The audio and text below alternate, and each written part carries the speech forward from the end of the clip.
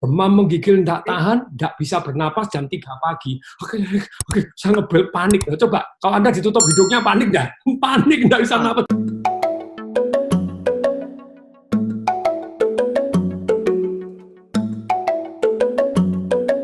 Ya, saya nggak pernah lebih bersemangat dari ini karena tamu saya membuat saya sangat bersemangat.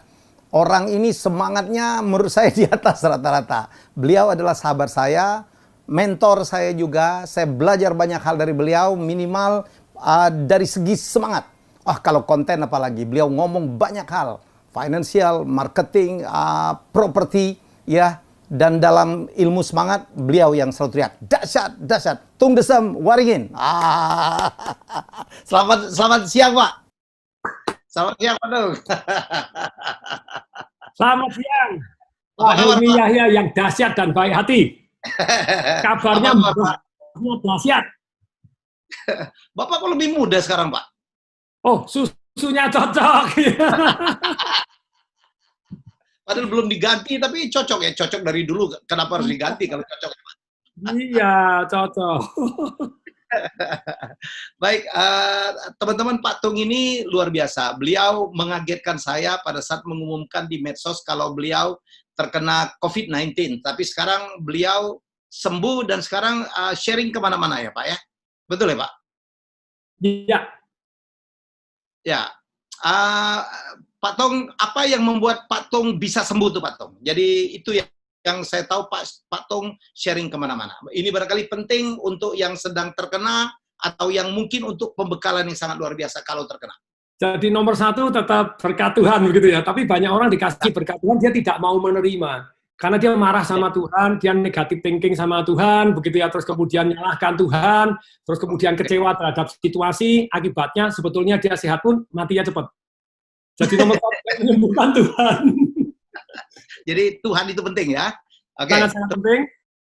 Kemudian jadi memang saya itu pada waktu masuk itu tanggal 30 Maret itu terus kemudian saya kan diinfus. Saya setelah analisa kesalahan saya itu pada waktu diinfus saya tidak minum air putih. Minumnya sedikit sekali. Akibatnya tanggal 31 itu drop luar biasa. Drop luar biasa itu jalan sudah gluyur-gluyur. Kan saya pindah kamar yang ada yang lebih bagus, ada enggak. Saya bayar karena asuransi saya 12 miliar ini. Jadi mau supervisi itu ya kayak popo gitu ya. Jadi sudah siap sebelum hujan sudah siap asuransi. Bapak tuh mau pindah kamar, ngelihat kamarnya dulu itu jalan enggak bisa loh. Jalan dulu pakai kursi roda. Terus jadi 31 sudah krisis, tanggal 1 April super krisis. Jadi demam menggigil, tidak tahan, tidak bisa bernapas jam 3 pagi. Oke, saya ngebel panik. Coba, kalau Anda ditutup hidungnya panik nggak? Panik, nggak bisa napas. Langsung panik attack, pencet susternya datang, nggak bisa bernapas, suster nggak bisa. Langsung dikasih masker oksigen, terus kemudian susternya kelihatannya telepon dokternya juga, terus kemudian saya harus dites analisa gas darah.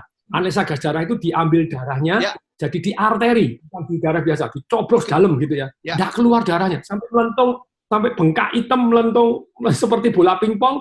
Di sini 3 kali nggak berhasil, sini nggak berhasil, sini nggak berhasil, 7 kali nggak berhasil. Susternya bilang, Bapak ini kurang minum. Loh, harus minum dong. Kalau diinfus, nggak punya pengalaman sakit. Jadi kalau sakit harus minum. Ya sudah minum. Jadi betul-betul pada waktu minum itu tadi ya. Dan ada yang menarik, saya dikasih masker oksigen. Nah ini, hal yang menyelamatkan saya itu satu yang namanya pernapasan Wim Hof. Jadi orang sakit COVID itu biasanya kadar oksigennya rendah, kemudian CO2-nya tinggi, tubuhnya kalau yang normal itu kan 7,2 sampai 7,34 alkalin. Kalau dia mendekat sampai 7,1 aja manusia sudah bablas. Belum sampai asam dia sudah bablas, mati gitu ya. Nah, pada waktu saya dikasih masker oksigen, saya melakukan pernapasan Wim Hof lagi. Terus kemudian minum air putih. Nah, minum air putih kalau Anda lagi demam, itu tidak boleh minum air putih biasa. Saya minum air putih biasa 600 cc, semakin menggigil. Dokter tidak tahan. Saking tidak tahannya itu sampai nulis surat terakhir untuk istri, pesen-pesen gitu ya. Nulis wasiat. Jadi pesan-pesan kalau mati harus diapain, harus begini. Sebenarnya pesan-pesan sudah dari zaman sekian tahun yang lalu, dari kecil istri saya tahu, anak saya tahu pesan-pesan saya apa tahu. Saya nulis di buku saya Life Revolution. Kalau kamu tinggal 5 menit, kira-kira pesan apa sama anak-anakmu, sama pasangan hidupmu? Pertanyaan yang kedua lebih enak. Apa iya kamu punya 5 menit ini? Nah ini kalau teman-teman dengerin di sini, coba jawab. Kalau kamu punya 5 menit, kira-kira pesen apa? Terus pertanyaan yang kedua lebih tidak enak. Apa iya kamu punya 5 menit? Naik pesawat terbang, hilang, goodbye. Atau Anda lagi kena COVID, Anda kalau kena COVID, itu kena masker oksigen.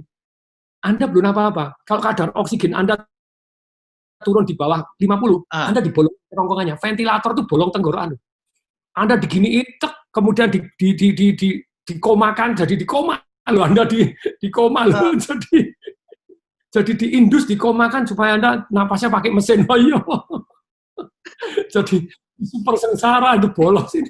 Nah, jadi pada waktu di masker oksigen ada napas saja sudah, bisa nggak pesen sama istri sama saudara Anda sama nggak bisa.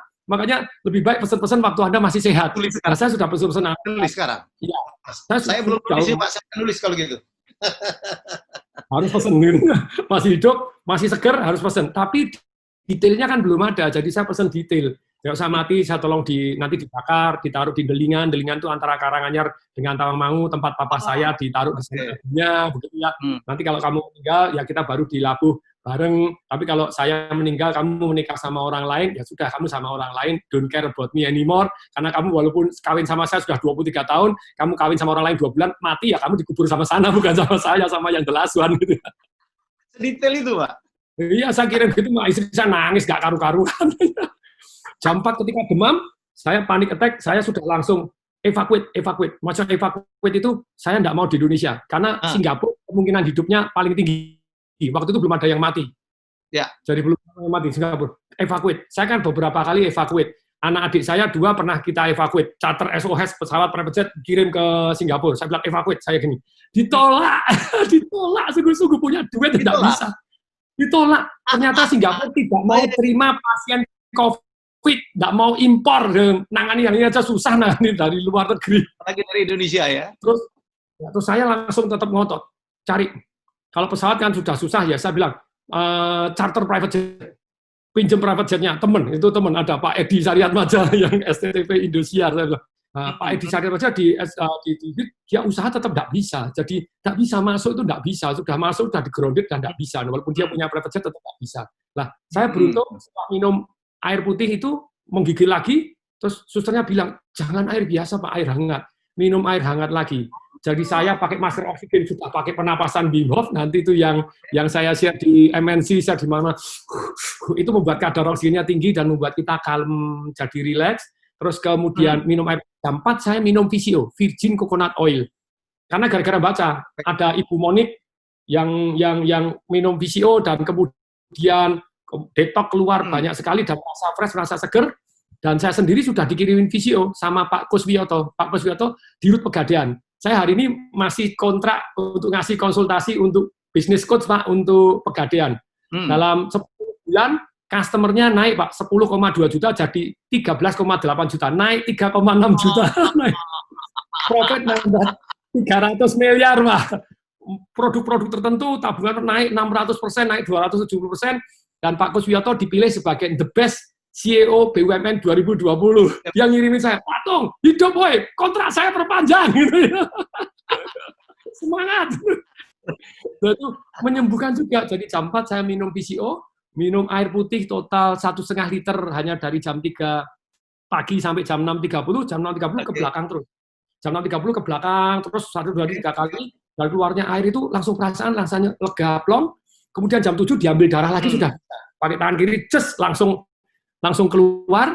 Nah, langsung keluar itu terus kemudian jam 9 saya ditelepon Pak Edi, dimarahin gitu ya, karena Pak istri saya kan nangis-nangis telepon, ini tolong Pak pinjemin private jet, kita bayar kita apa gitu. Pak Edinya ngomong, kamu pesen-pesen terakhir, kalau nanti setan dengar kamu diiyain, hilang loh kamu gitu. Ya ancam sama dia, cabut nggak? Pak, saya tuh mau alasan. Saya tuh bukan negatif thinking, antisipasi. Orang sukses itu siap-siap. Jadi tidak kaget nanti kalau istri ditinggal apa, siap-siap. Dan saya tetap usaha, mau pinjam pesawatnya Bapak segala macam, mau evakuate kan tetap. Dan saya janji sama istri itu ngomongan terakhir, kok ngomong negatif, setelah itu ngomong yang positif. Enggak, tetap cabut enggak. Saya bilang, ya sudah cabut, nurut.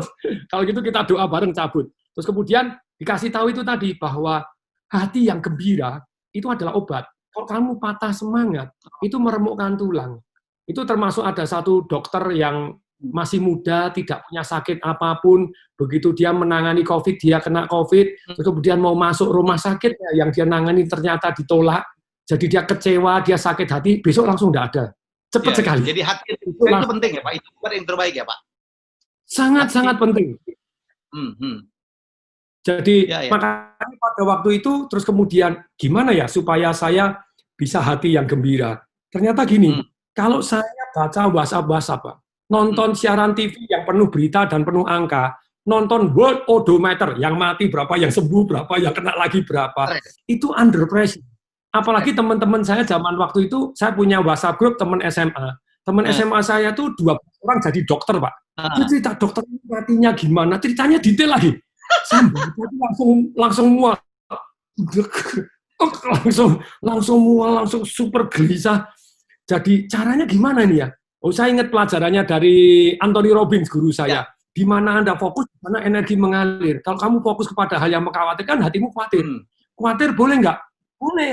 Supaya Anda waspada. Kayak hari ini kan banyak orang ke mall, belanja baju, belanja ke tanah abang. Karena mereka nggak khawatir. Khawatir itu penting untuk kita waspada. Tapi kalau sudah kena, please deh, jangan fokus ke yang khawatir. Kalau sudah kena, fokus bagaimana sembuh. Jadi saya fokus langsung, nah itu memang TV dari dulu saya enggak, WhatsApp saya stop total. Saya hanya fokus kepada orang-orang yang positif, dan begitu saya dengar tadi bahwa hati yang gembira tadi, saya mulai, apalagi yang membuat, selain fokus, gerakan, nada suara, sama keyakinan. Gitu ya. Jadi 4 yang mengubah emosi seketika. Gerakan, saya mulai bergerak ceria, mulai senyum, mulai tangan ke atas. Kemudian berikutnya gerakan mulai keyakinan. Keyakinan itu apa? Saya ngasih arti ini.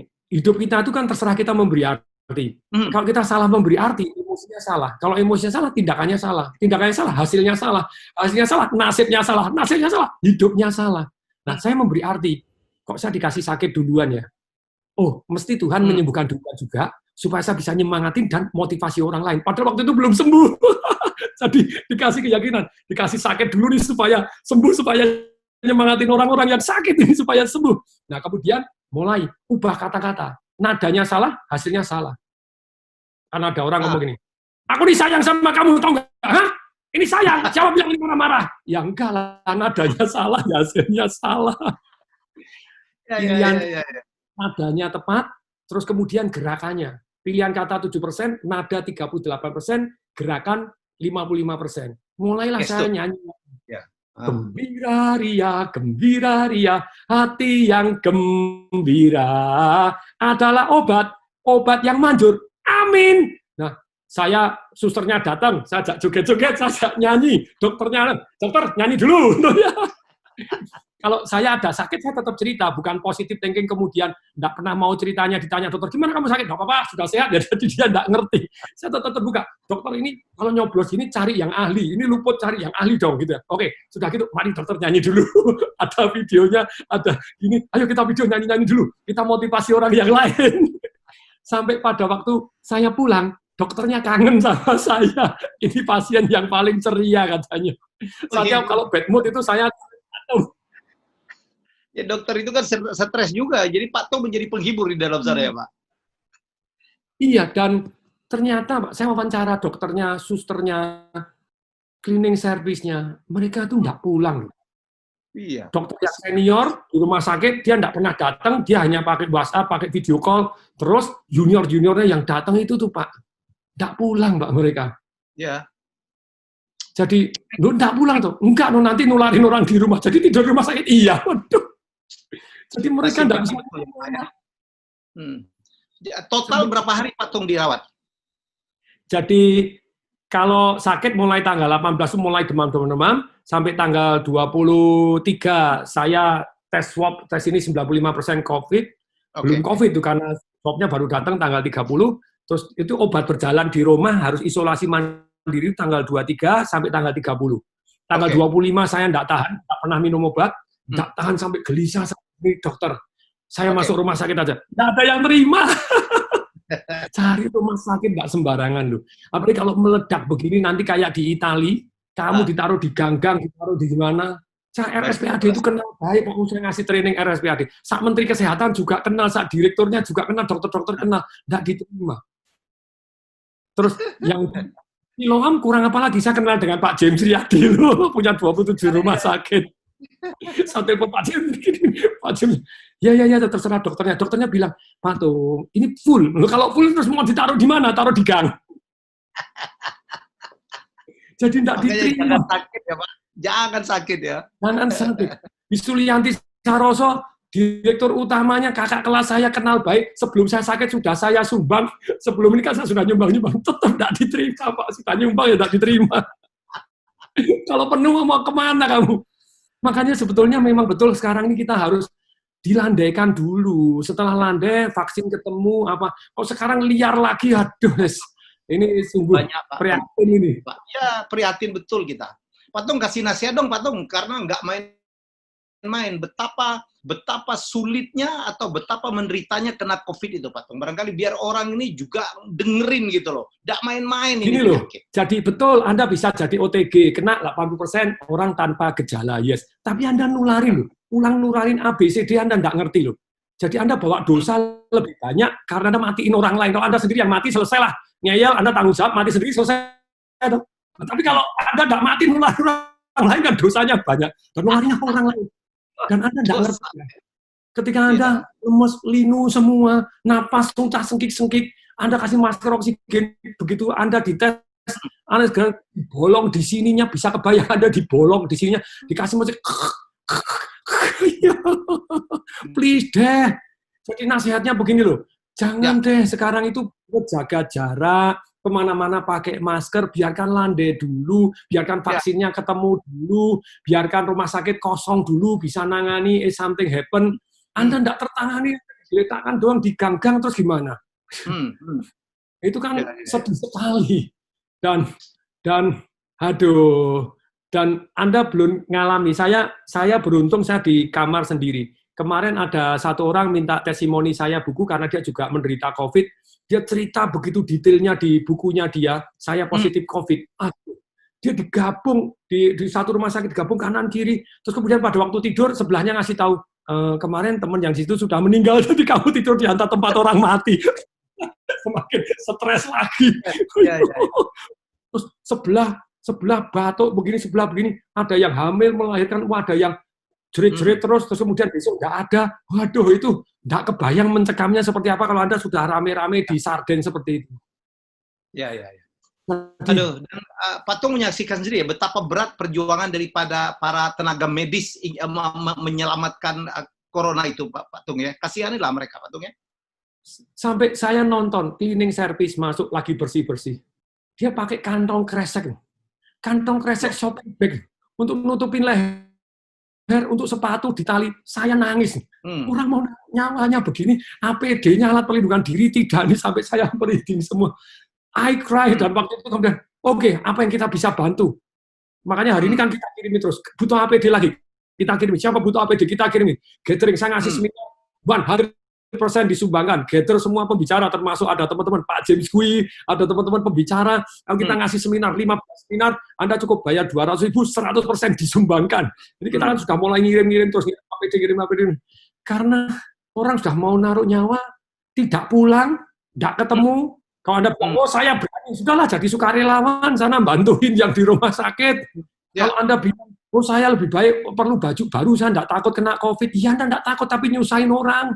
Kalau dokternya bilang, ya sudah terserah kamu, tak taruh di pinggir-pinggir jalan, kamu terus gimana? Itu memang sungguh sedih. Jadi ini nasihat untuk teman-teman, please deh, yang peduli dikit gitu loh. Jaga jarak, jangan keluar dulu kalau bisa. Semaksimal mungkin kalau mau jualan ya jualan online. Mau tips-tipsnya saya kasih tips-tipsnya jualan online juga bisa. Tapi please stay at home first, jangan keramaian dulu. Jangan mudik dulu. Mikirkan orang lain juga. Yes. Pak Tung, terima kasih banget. Ini luar biasa tipsnya. Semoga banyak yang mendengar. Dan ini from the first hand dari orang yang mengalami langsung dan survive. Dan terus membantu.